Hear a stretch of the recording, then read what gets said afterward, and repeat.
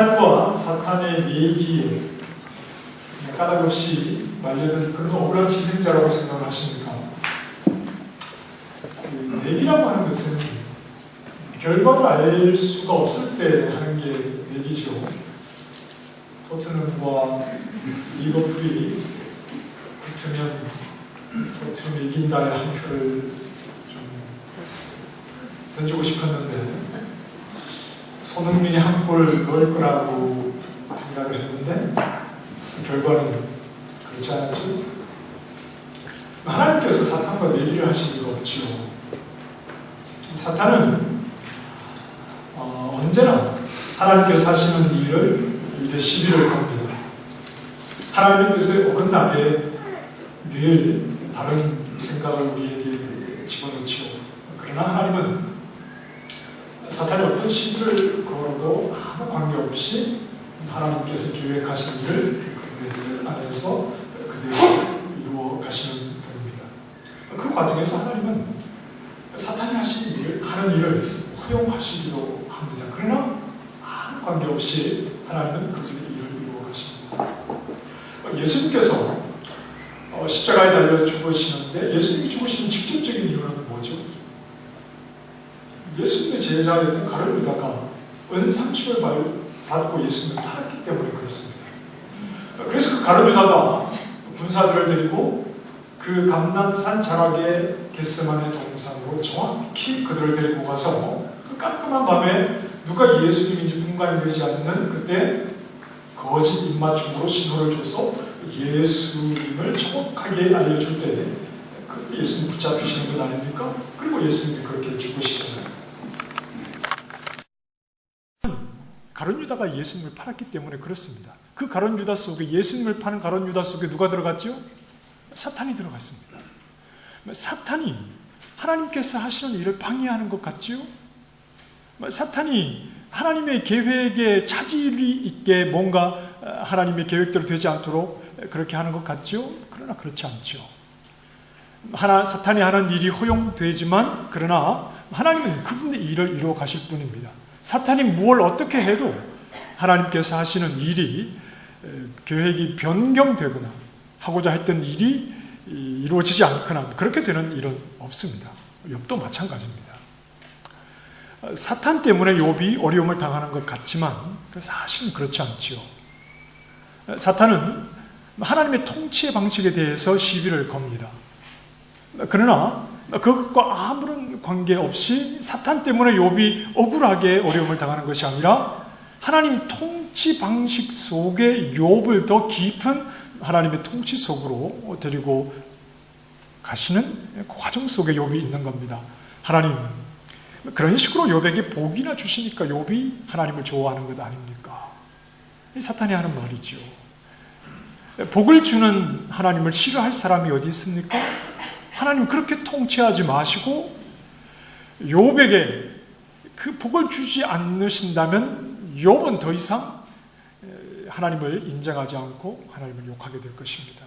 이게 하나님의 하시는 일을 늘 이렇게 시비를 걸고 방해하는 사탄이 하는 말입니다. 자, 그래서 하나님이 사탄에게 욥을 치도록 허락하시지만 우리가 욥기를 보는 큰 그림은 그래서 욥이 억울하게 고통을 당하는구나 이것이 아니라 하나님은 계속해서 욥을 그의 통치 속에 있었던 욥을 더 깊은 통치의 자리로 지금 인도해 가고 계시다. 하나님의 통치를 더 깊이 경험하기 위해서는 고난의 자리에 서야 하는, 그것도 고난을 받아야 하는 아무런 이유가 없는 의인이 당하는 그 고난의 자리에 서야 하는 그 의미를 알게 될 때 하나님의 통치 의미를 더 깊이 깨닫게 되기 때문이죠. 여러분 혹시 배를 타고 바다에 나가셨다가 바다에 표류해 보신 적 있으십니까? 갑자기 엔진이 고장나서 배가 멈추고 무선도 통신도 되지 않고 해서 망망대해 눈을 뜨면 바다밖에 보이지 않는 혹시 그런 곳에서 막연하게 시간을 보내보신 적 있으신가요? 그런 분은 별로 없으실 것 같은데 혹시 산에서 길을 잃어보신 적이 있으십니까? 산에서 길을 잃을 이유가 뭐가 있냐? 그냥 내려오면 되지 뭐 이렇게 생각하실지 모르겠지만 산에서 길을 잃으면 그 자리를 계속해서 돈다고 그러죠. 내 생각에는 저기 내려가고 있는데 반경 2km인가요? 거기를 계속해서 돈답니다. 그리고 산은 해가 일찍 지지 않습니까? 해가 지기 시작하면 굉장히 두려움이 몰려옵니다. 저기 어디에서 늑대가 우는 소리도 들리는 것 같고 막 다급해지고 막막하고 두렵고 애타게 길을 찾고자 하는, 그러나 길을 찾지 못하는 그 어떤 곤란함. 지금 욥이 그런 자리에 있는 겁니다. 욥이 길을 잃었습니다. 욥이 자신이 가지고 있던 지도로는 더 이상 길을 발견하지 못하는 겁니다. 그런데 욥의 친구들은 지도를 보라는 겁니다. 그 지도에 보면 네가 어떤 자리에 있고 어떻게 길을 찾을 수 있는지 다 나와 있으니까 지도를 보라는 거지요. 그 지도는 어떤 지도입니까? 도덕 질서의 지도입니다. 인과 율의 지도지요. 네가 지금 어떤 자리에 있느냐 하면 하나님 앞에 죄를 지었으니까 그 원인 때문에 네가 이렇게 지금 고난을 당하는 자리에 있지 않느냐. 그러니 그 인과 율의 지도를 보고 네가 해야 할 길을 찾아야 하는 것은 바로 회개하는 것이다. 너의 죄를 회개하고 하나님 앞에 엎드리면 하나님께서 모든 것을 회복시켜 주실 것이다. 이게 욥의 친구들이 계속해서 하는 말입니다. 그러나 욥은 자신이 가진 지도로는 하나님을 찾을 수가 없는 것이죠. 길을 잃어서 길을 찾지 못하는 그 막막함과 답답함과 애타는 마음과 그 두려움, 그 속에 지금 욥이 처해 있는 것이죠. 욥의 친구들은 욥의 마음을 이해하지 못합니다. 욥은 인과 율의 지도를 가지고는 자기의 길을 찾을 수 없습니다. 자기에게 이런 고통과 어려움이 찾아온 것은 자기가 죄를 지어서 이런 어려움이 찾아온 것이 아니기 때문에 그렇습니다. 친구들이 생각하는 것처럼 하나님 앞에 큰 잘못을 했기 때문에 하나님이 나에게 벌을 내리시는 그런 상황이 아니기 때문에 그렇죠. 더 이상 욥을 인도할 지도가 없는 겁니다. 욥은 지금 길을 잃었습니다. 이게 욥에게 어려움입니다. 그동안 갑자기 그에게 찾아온 어떤 고난, 재난 때문에 그가 가지고 있는 재산을 잃어버린 것, 또 사랑하는 자식들을 잃어버린 것도 그에게 큰 고통이지만, 그러나 지금 이 고난의 자리에서 하나님을 향해 나아갈 길을 찾지 못하고 있다는 것이 욥에게 큰 고난, 무엇보다도 큰 고난이지요. 우리가 알지 못하는 길을 갈 때 내비게이션을 통해서 가지 않습니까? 그런데 내비게이션 그 화살표가 길을 잘 인도하다가 갑자기 방향을 잡지 못해서 그 자리에서 화살표가 뱅글뱅글 돌 때가 있습니다. 참 갈 수도 설 수도 없는 그런 상황이지요. 욥의 상황이 그런 겁니다. 지금까지는 잘 달려왔지요. 지금까지는 하나님 앞에서 믿음의 길을 잘 달려왔는데 갑자기 설명할 수 없는 상황이 펼쳐지니까 어디로 가야 할지 멈춰야 할지를 알지 못하는, 길을 찾지 못하는 그런 매우 난처한 상황 속에 지금 욥이 처해 있는 것이죠. 하나님께로 나아갈 길을 찾지 못하고 있는 욥은 지금 자기에게 일어난 이 모든 일의 이유를 자기에게서는 찾을 수가 없지요. 자기에게서는 왜 나에게 이런 고통이 왔는지 그 이유를 찾을 수가 없습니다. 그래서 하나님에게 그 이유를 묻습니다. 왜 나에게 이런 고통이, 이해할 수 없는 고통이 왔는지 이 모든 일을 이루시는 분은 하나님이시다. 하나님께 모든 것을, 그 모든 이유를 찾을 수밖에 없는 겁니다. 자, 그래서 19장에서는 욥이 지금 내가 이해하지 못하는 이 자리에 나를 세우신 하나님을 향해서 솔직한 마음의 표현들을 이렇게 합니다. 6절 말씀을 보시면, 6절 말씀을 한번 읽어보십시다. 19장 6절입니다. 시작. 하나님이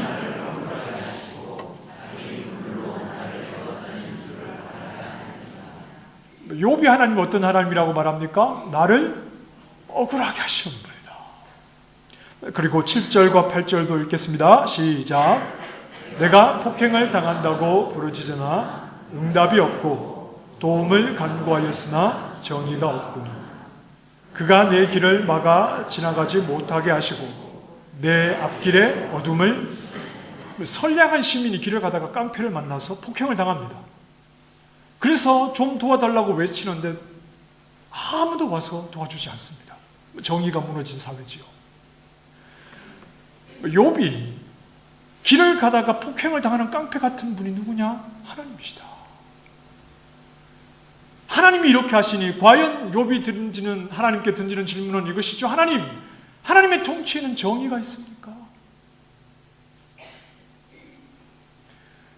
하나님 앞에 이런 고통과 어려움을 당해야 되는 이유가 없는 저에게, 제 가는 길을 막으시고 저에게 어둠을 제 앞에 펼치시니 길을 찾지 못하는 저 이렇게 당황하게 만드시는 하나님, 과연 하나님은 정의로 저를 통치하시는 분이십니까?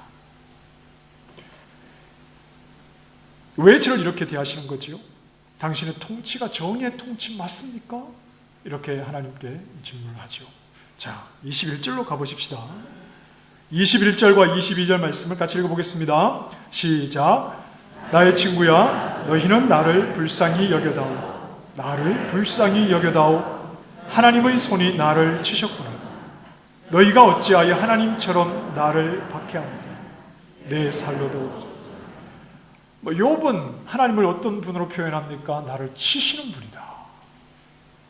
나를 박해하시는 분이다. 나의 친구들아, 나를 불쌍히 여겨다오. 불쌍히 여겨다오. 하나님이 치시는데 하나님이 침을 받는 사람, 하나님으로부터 박해를 받는 사람보다 불쌍한 사람이 어디 있느냐. 나를 좀 불쌍히 여겨다오. 형벌은 내가 잘못했기 때문에 받는 것이죠. 그래서 정당합니다. 그러나 박해는 내가 잘못한 것이 없는데 어려움을 당하는 것이죠. 그러니 박해를 받으면 억울하죠. 하나님 이렇게 하셔도 되는 겁니까? 모든 억울한 자를 오히려 감싸주시고 그들의 억울함을 해결해 주셔야 할 분이 지금 저를 억울하게 하고 있는 것 아닙니까? 과연 하나님의 통치의 정의가 살아있습니까? 제가 납득할 만한 통치가 살아있습니까? 이게 지금 고난의 자리에 서 있는, 이유 없이 고난의 자리에 서 있는 욥이 솔직하게 하나님을 향해 내놓는 그 심정입니다. 자, 여기에서 욥이 말을 끝낸다면 욥은 그저 평범한 사람입니다. 왜냐하면 이 정도의 말은 누구나 할 수 있기 때문에 그렇습니다. 우리가 하나님께서 우리의 삶을 인도해 가시는 과정 속에 문제가 없고 어려움이 없을 때 우리는 누구도 하나님을 향해 불평하지 않습니다. 누구도 하나님이 하시는 일에 대해서 어떤 이의를 제기하지 않습니다.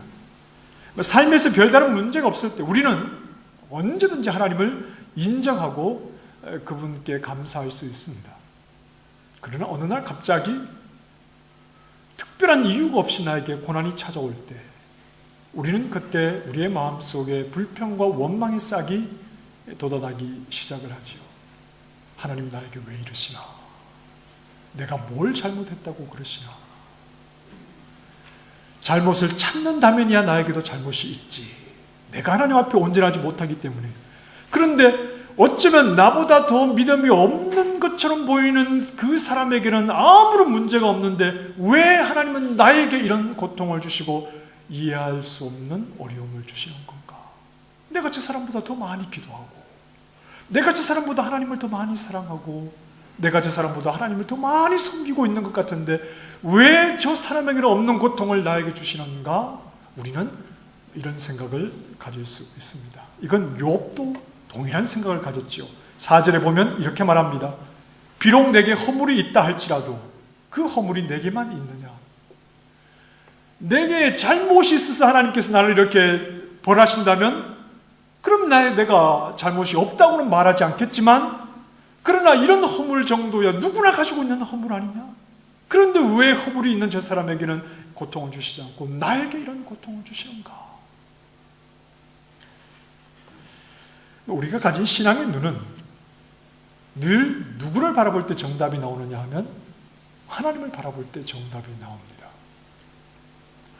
우리가 가진 신앙의 눈으로 우리 주변에 있는 사람들, 우리 주변에 있는 것들을 바라보고 그것과 비교해서는 답이 나오지 않아요.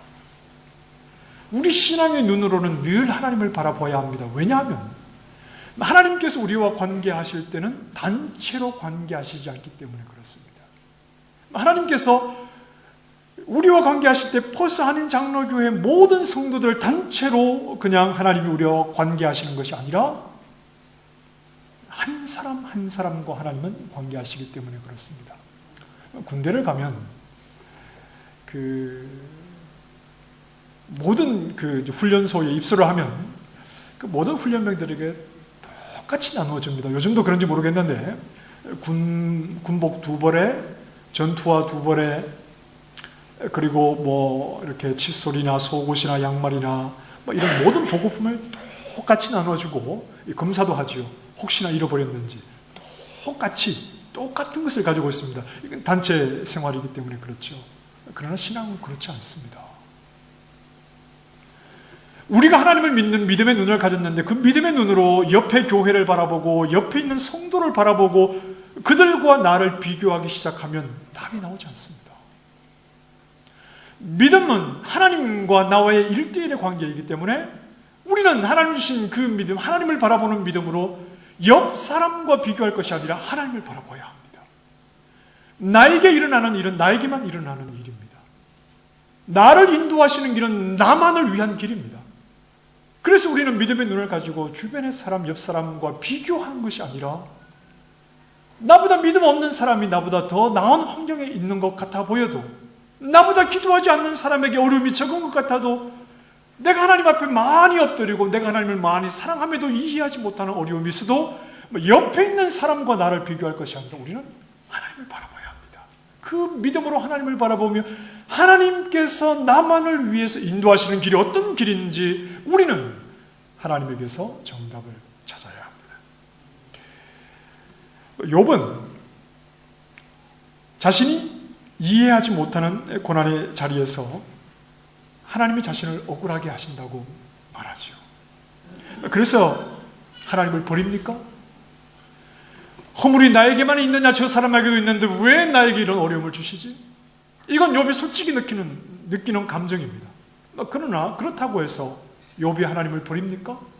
억울하게 나를 박해하신다고 해서 욥이 하나님을 떠납니까? 하나님을 욕하고 하나님을 저주합니까? 그렇지 않습니다. 거기까지는 누구나 할 수 있습니다. 아무런 문제가 없을 때는 하나님을 인정하다가 나에게 어려움이 올 때는 남과 비교를 하고 하나님을 원망할 수 있습니다. 그러나 욥은 그렇게 하지 않지요. 내가 이해할 수 없는 상황에서 힘들고 어렵지만 욥은 그 자리에서 더욱 하나님을 붙듭니다. 믿음의 눈으로 더욱 하나님을 바라보지요. 고난의 자리에 설수록 욥은 하나님께로 향해서 시선을 두고 그 하나님 앞에서 더욱 바르게 서고자 몸부림을 칩니다. 욥이 이렇게 고백을 합니다. 25절입니다. 25절, 26절 같이 읽겠습니다. 시작. 내가 알기에는 나의 대속자가 살아계시니 마침내 그가 땅 위에 서실 것이라. 내 가죽이 벗김을 당한 뒤에도 내가 육체 밖에서 하나님을 욥이 앞에서 하나님을 향해 어떻게 표현했습니까? 나를 치시는 분, 나를 박해하시는 분, 나를 억울하게 하시는 분, 이렇게 하나님을 표현했지만 그러나 당장 하나님을 이해할 수 없다고 해서 하나님을 그 모든 신앙을 다 파기해버리지 않습니다. 더욱 하나님을 바라보며 이렇게 고백을 하죠. 하나님은 살아계시는 분이요. 하나님은 살아계시는 분이요. 하나님은 영원히 살아계시는 분이요. 지금 이러한 상황도 하나님으로부터 나오고 있다는 것을 욥은 고백합니다. 지금 이 어려움의 상황도 그 살아계시는 유일하신 하나님으로부터 나오고 있다는 사실을 고백을 하죠. 욥은 내 육체가 이대로 끝이 나서 죽는다고 해도 내 가죽이 벗김을 당한다 하더라도 내가 육체 밖에서 하나님을 보기를 희망한다는 겁니다. 육체 밖에서 하나님을 보는 사람은 누구일까요? 죽은 이후에 하나님을 볼 수 있는 사람은 누구입니까? 의인입니다. 하나님 앞에서 하나님을 뵐 수 있는 사람은 의인들만 하나님 앞에 나아갈 수 있습니다. 욥이 나에게 일어나는 이러한 이해되지 않는 상황도 유일하신 하나님이 하시는 것인데 이 상황 가운데서 남과 비교하고 하나님을 원망하는 것이 아니라 더욱더 믿음의 눈으로 하나님을 바라보면서 내가 이해되지 않지만 내 모든 억울함을 다 말할 수는 없지만, 그러나 나는 더욱 이 고난의 자리에서 하나님만을 바라보며 내가 이렇게 내 육체가 끝이 난다고 하더라도, 사람들에게 놀림을 받고 비웃음을 당하고 이렇게 끝이 난다 하더라도 나는 믿음의 눈으로 하나님만을 바라보며 하나님 앞에서 내가 어떠한 모습으로 서야 하는지 그 하나님과의 관계에 충실하여서 끝까지 하나님 앞에 의인으로 서겠다는 겁니다. 그때 육체 밖에서 내가 하나님을 볼 수 있는 것이지요. 내 의의를 사람들이 인정해 주지 않습니다. 친구들은 욥이 의인이 아니라 죄인이라고 말합니다. 욥이 고난당하는 것을 볼 때 모든 사람들이 욥은 하나님 앞에 죄를 지었다고 말합니다. 의로울 수 없다고 말합니다. 그러나 욥은 믿음의 눈으로 사람들을 바라보지 않습니다. 그들과 비교하지 않습니다. 내가 이해하지 못하지만 이 상황도 하나님으로부터 오는 것이요, 내가 할 수 있는 것은 이 자리에서 유일하신 하나님 그분 앞에 내 의의를 지키는 것, 믿음 없는 모습으로 하나님을 원망하지 않고 내 믿음을 지키며 의인의 모습을 지키는 것, 그렇게 될 때 내가 육체 밖에서, 육체의 삶은 비록 사람들에게 인정받지 못했다 하더라도, 육체로 살아가는 삶을 사람들이 인정하지 않는다 하더라도 내 육체 밖에서 나는 하나님을 보는 그런 의인의 모습으로 그분 앞에 나아가게 될 것이다. 이게 욥이 하나님을 향해 하는 고백이지요. 예전에는 내가 의롭다는 것을 이 땅에서 다 확인할 수 있을 것이라고 생각을 했습니다. 내가 의롭기 때문에 하나님이 나에게 이렇게 많은 것을 부어주시는구나, 내가 하나님 앞에 믿음으로 바르게 살려고 하기 때문에 하나님이 이렇게 많이 갚아주시는구나, 이렇게 복을 주시는구나, 내 의의를 이 땅에서 확인할 수 있을 거라고만 생각을 했지요. 내가 하나님 앞에 믿음으로 잘 살면 하는 모든 일이 잘 되는 것으로 하나님이 나와 함께 하시는 것을 보여주시는 걸로만 생각을 했습니다. 그러나 그것만이 하나님이 일하시는 방법이 아니다 하는 것을 욥은 생각하는 겁니다. 내가 예수 잘 믿으면 여러 가지로 복을 주셔서 참 예수 잘 믿는 사람이구나 하는 것을 이 땅에서 다 드러내고 확인할 수 있을 거라고 생각을 했습니다. 그러나 욥이 자기에게 고난이 오고 친구들로부터 오해받는 자리에 서게 되고 여전히 자신은 의로운데 그 의의가 세상 앞에서 증명되지 않을 수도 있겠구나. 욥이 지금 이 고난의 자리에서 이렇게 생각을 하는 것이죠. 이 땅에서 비록 내 의의가 다 증명되지 않는다 하더라도 나는 그 의로움을 끝까지 지켜 육체 밖에서라도 하나님께 나아가기를 원한다. 이게 욥의 마음입니다. 자, 욥은 하나님을 어떤 분이라고 고백하지요? 25절 말씀에 내가 분명히 아는 것은 그분은 나의 대속자이시다. 하나님은 나의 대속자이시다. 대속자라는 말의 히브리 말은 고엘이라는 말입니다. 고엘. 여러분 좀 귀에 익숙한 단어 아닌가요? 고엘은 이런 역할을 하죠. 나의 고엘이 되는 사람은, 여기서는 이제 대속자라고 표현을 했습니다만, 나의 고엘이 되는 사람은 내가 나 스스로를 보호할 수 없을 때 그가 나를 보호합니다. 내가 억울하게 내 소유를 빼앗겼을 때 그가 나를 도와 소유를 되찾게 해줍니다. 혹은 내가 억울하게 누군가로부터 살인을 당했을 때, 내가 죽었을 때 이 고엘은 나를 죽인 자를 붙들어 그에게 죄를 물어 죄의 값을 갚게 하는 일을 합니다. 그리고 구약 성경에서 고엘은 남자가 죽어서 더 이상 대를 잇지 못할 때 그 대를 이어서, 자녀를 낳게 해서 대를 이어 그 기업을 계속 이어가게 하는 역할을 합니다. 그래서 이 고엘을 룻기에서는 기업 물을 자 이렇게도 표현을 합니다.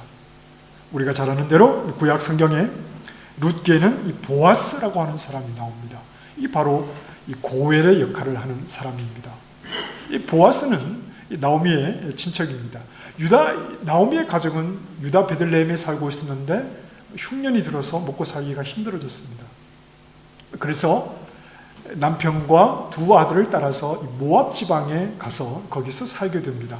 그런데 그들이 큰 꿈을 가지고 갔겠지만 거기에서 10년 만에 남편이 죽고 두 아들도 죽습니다. 그리고 모든 것을 잃어버리고 이 나오미가 이 모압 여인 며느리였던 룻을 데리고 빈털터리가 되어서 다시 고향으로 돌아오게 되는데, 모든 것을 잃어버린 그에게 바로 이 보아스가 고엘이 되어서 모든 것을 회복시켜 줍니다. 욥은 자신에게 고엘이 계시다, 대속자가 계시다, 이렇게 말합니다. 그분은 영원히 살아계신 자기의 고엘이 되신다라고 말합니다. 자신의 고엘이신 하나님은 지금 자신을 치시는 분, 자기를 박해하시는 분, 자기를 억울하게 하시는 분, 어떤 정의도 보이지 않는 그러한 불의한 통치자처럼 자기에게 나타나고 계시지만, 그러나 그분은 자신의 영원한 대속자, 영원한 고엘이라고 고백을 합니다. 욥의 고백은 좀 모순처럼 보이죠? 자기를 치고 자기를 박해하는 분이 자기를 회복할 자라고 이렇게 고백하고 있으니 욥의 고백이 좀 모순처럼 보입니다. 의로운 자를 치시는 분, 그러나 그 의로움을 다 회복시켜 주시는 분, 의로운 욥을 치시는 분,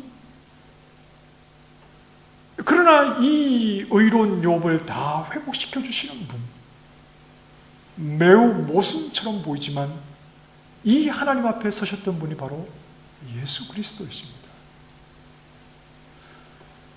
예수님은 겟세마네 동산에서 죄인에게 내려져야 할 하나님의 진노의 잔을 마셔야 했습니다. 예수님이 왜 그 진노의 잔을 마셔야 되지요? 왜 죄인에게 임할 하나님의 진노를 의로우신 분이 받으셔야 합니까? 그러나 예수님은 그분의 의를 포기하지 않습니다. 하나님 의로운 저에게 왜 이런 죄인이 마셔야 될 진노의 잔을 마시라고 하시지요? 저 못 마시겠습니다. 그렇게 하시지 않고 죄가 없는 예수님은 그 겟세마네 하나님 앞에서 기도의 자리에서 하나님의 뜻에 온전히 순종하심으로 그분의 의를 끝까지 지켜가시지요. 아버지의 뜻에 순종하심으로 이해되지 않는 그 고난의 자리에서도 온전히 그 의를 지키십니다. 욥이 이해되지 않는 고난의 자리에서 그의 의를 지켰던 것처럼 예수님께서 그렇게 하십니다. 그리고 십자가에서 의로운 자신에게 진노의 잔을 내리시는 하나님을 향해서 십자가에서 예수님이 뭐라고 말씀하십니까? 내 영혼을 아버지의 손에 다 부탁드립니다. 다 맡겨드립니다. 이 말은 하나님 아버지 당신의 말로 저의 고엘이십니다. 하나님의 진노를 받아야 할 이유가 없는 제가 의인인 저에게 하나님이 진노를 내리시나, 그러나 하나님, 저는 하나님께 온전히 순종함으로 저의 의를 지키며 하나님께 모든 것을 맡겨드릴 때 저의 모든 의로움을 회복하시는 분은 바로 하나님이십니다. 하나님이야말로 저의 고인이십니다 라는 고백을 하시고 죽으십니다. 예수님의 죽음은 사람들에게 의인으로 인정받는 죽음이 아니었습니다. 예수님이 십자가에 달려 죽으실 때 사람들은 저분은 하나님의 메시아인데, 대부분의 사람들은 그렇게 생각하지 않았습니다. 당연히 자기 죄 때문에 죽는다라고 생각했습니다. 예수님은 죽음의 자리에서도 그분의 의가 사람들에게 증명되지 못했습니다. 욥이 생각하는 것처럼 말입니다. 사람들이 나를 오해하고 친구들이 나를 죄인이라고 말하지만, 그러나 나는 하나님 앞에서 내 의를 끝까지 지켜 죽은 이후에 하나님 앞에 나아가기를 원한다. 예수님 그분의 죽음도 그분의 의로움도 전혀 이 세상 가운데서는 증명되지 못했습니다. 예수님은 그렇게 죄인처럼 죽으십니다. 그러나 의로우신 그분에게 진노를 내리신 하나님은 그분의 모든 의를 회복하시죠. 어떻게 회복하십니까? 죽음의 자리에서 의로신 분이 죽음의 자리에 머물러서는 안 되니까 죽음의 자리에서 그 아들을 일으켜서 보좌 우편에 앉히심으로 고엘로서 하나님은 그분의 모든 의를 회복해 주시는 겁니다. 고린도 후서 6장에 보면 바울이 이런 말을 합니다.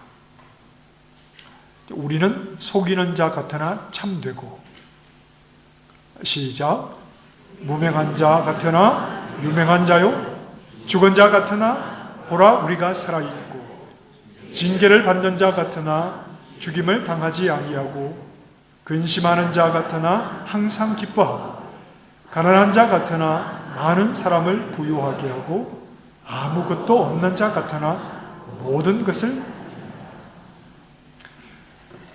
이 땅에서 우리는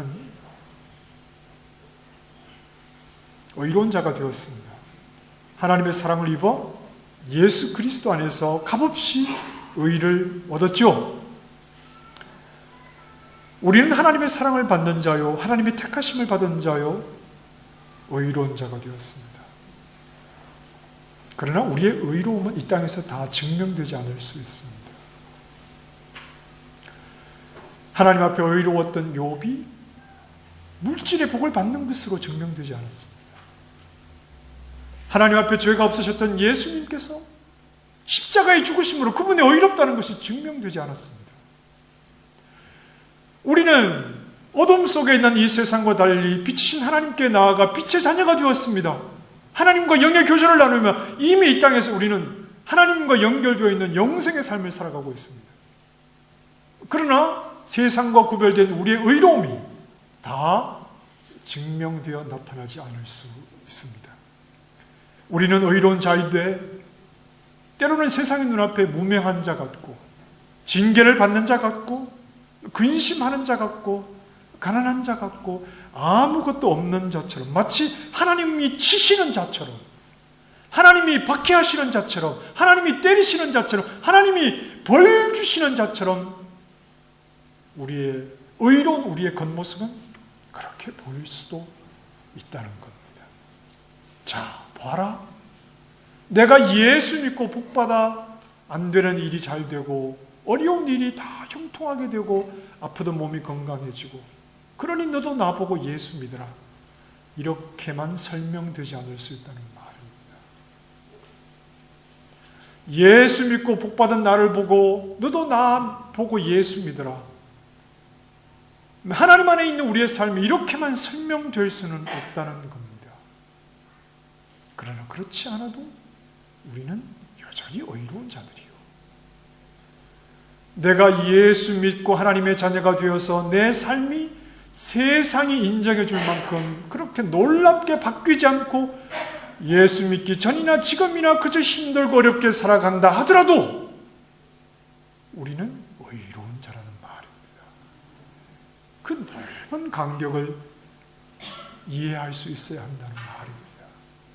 예수 믿고 의로운 자 된 삶이 그저 모두가 동일한 방향, 동일한 모습으로 살아가는 것이 아니라 예수 믿는 우리는 굉장히 넓은 삶의 폭을 가지고 살아가는데, 때로는 이쪽 끝에, 때로는 저쪽 끝에 있다 하더라도 우리는 다 의로운 자이고 우리의 의로움을 세상이 인정할 만큼 증명해 내지 못할 그러한 자리에 설 때도 있고, 그러한 자리에서 우리의 생을 마감할 수도 있다는 겁니다.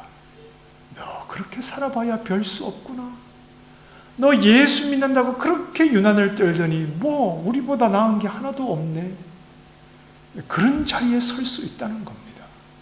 그러나 그 자리에서도 여전히 우리는 의로운 자들이요, 여전히 우리는 하나님의 백성이요, 여전히 하나님의 사랑을 받는 자라는 사실을 우리는 믿음 안에서 고백할 수 있어야 한다는 말이죠. 하나님의 통치가 그렇게 모든 영역 가운데 다 미치고 있기 때문에 그렇습니다. 사랑하는 성도 여러분, 예수 믿고 팔자 한번 고쳐보려고 하셨습니까?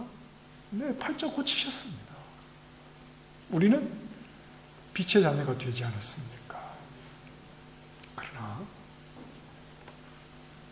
세상으로부터 인정받는 것만이 그리스도인의 삶이 아니라는 것을 생각하실 수 있기를 바랍니다. 혹 우리가